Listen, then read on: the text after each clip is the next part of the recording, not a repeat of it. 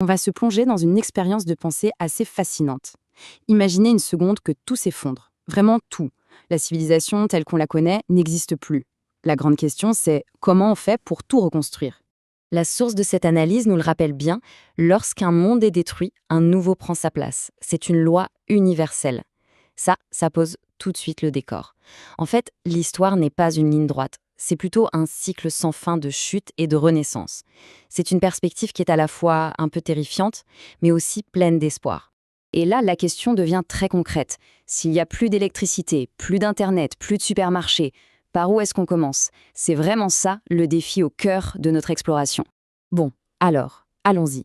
La réponse à cette immense question se trouve peut-être dans un ouvrage assez unique qui s'intitule sobrement Le Livre.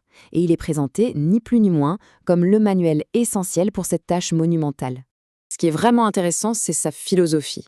Le but, ce n'est pas de s'accrocher aux ruines du passé. Non, c'est plutôt un outil disons, pour raccourcir le chemin entre un nouvel âge sombre et une renaissance flambant neuve. L'idée, c'est de réacquérir des millénaires de connaissances en un temps record. Allez, passons à la pratique. Le guide, il ne commence pas avec de grandes théories. Non, il démarre avec les connaissances concrètes, vitales, celles dont on a besoin dès le premier jour. Et c'est logique, pas vrai? Avant même de penser à la démocratie ou à l'art moderne, il y a 3 besoins absolument fondamentaux à satisfaire pour survivre. Le guide les aborde donc de manière très méthodique pour une application immédiate. Le feu, c'est la base de tout. C'est la chaleur, la lumière, un moyen de cuisson et la sécurité.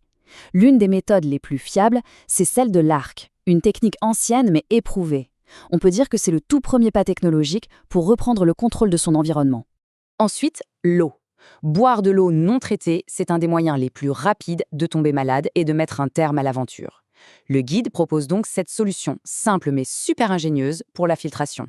C'est une étape absolument critique pour éviter la déshydratation et les maladies. Ok, le ventre crie famine, il faut trouver à manger. Pour le fourrage, le livre présente la règle des 5-15.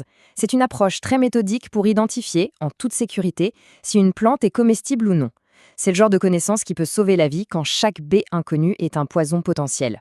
Une fois que les besoins de base sont couverts, la reconstruction peut vraiment commencer. Et tout part d'une technologie qui peut paraître simple, mais qui est révolutionnaire. La corde. Avec la corde, on passe de la simple survie à la construction. C'est le premier outil qui va vraiment démultiplier la force humaine.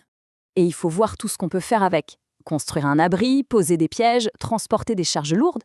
La corde, c'est vraiment l'un des premiers multiplicateurs de force de l'humanité. Un vrai game changer. Maintenant, on quitte la survie pure et dure pour aborder l'ambition qui est franchement incroyable de ce livre, un plan complet pour rebâtir une civilisation entière. Et c'est là qu'on prend la mesure du projet. C'est juste stupéfiant. Un simple coup d'œil à la table des matières et on voit toute la progression. On part des bases de la survie, puis on passe à la médecine, l'agriculture, l'industrie et même jusqu'à l'art. C'est un véritable arbre technologique, condensé en un seul volume. Le point crucial, c'est que le guide ne s'arrête pas à la roue ou à la forge. Oh non, il va beaucoup plus loin. On y trouve des plans pour l'électricité, pour l'aviation, et même des sujets aussi avancés que l'art moderne ou la gastronomie moléculaire. L'idée, c'est de ne vraiment rien laisser de côté. Tout ça, ça nous amène forcément à une conclusion un peu plus philosophique. Qu'est-ce que ce projet nous dit sur la nature même de la civilisation et de l'humanité ? Cette citation résume ça parfaitement. Cette double nature de l'ambition humaine. C'est cette pulsion, cette envie irrépressible qui nous pousse à bâtir des cathédrales et des vaisseaux spatiaux. Mais c'est aussi elle qui, potentiellement, peut nous mener à notre perte.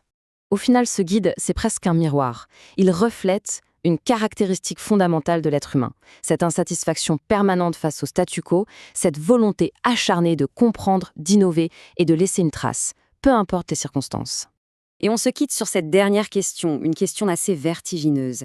Si tout devait être recommencé, et qu'on ne pouvait préserver qu'une seule et unique parcelle de notre savoir collectif, laquelle serait la plus essentielle ?